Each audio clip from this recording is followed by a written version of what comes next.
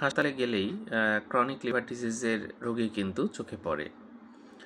তো যাই হোক, ক্রনিক লিভার ডিজিজ এটার একটা জটিল রোগ এবং অনেকাংশে প্রতিরোধ করে। আমাদের দেশের প্রেক্ষিতে ক্রনিক লিভার ডিজিজের প্রধান দুইটি কারণ হচ্ছে হেপাটাইটিস বি ভাইরাস এবং হেপাটাইটিস সি ভাইরাস। এই ভাইরাসগুলো রক্ত নিলে বা আমাদের দেখা যাচ্ছে যে বিভিন্ন শিরায় যদি ইঞ্জেকশন নেওয়া হয়, জীবাণুযুক্ত সিরিঞ্জ যদি কেউ ব্যবহার করে এবং অনিয়ন্ত্রিত যৌন মিলন করে, বা যার হেপাটাইটিস বি বা সি ভাইরাস আছে তার সাথে যৌন মিলন করে, তাহলে কিন্তু এই ভাইরাসটা তার হতে পারে, শরীরে ঢুকতে পারে এবং এটা আস্তে আস্তে লিভারকে নষ্ট করে দিতে পারে, যেটাকে আমরা ক্রনিক লিভার ডিজিজ বলি।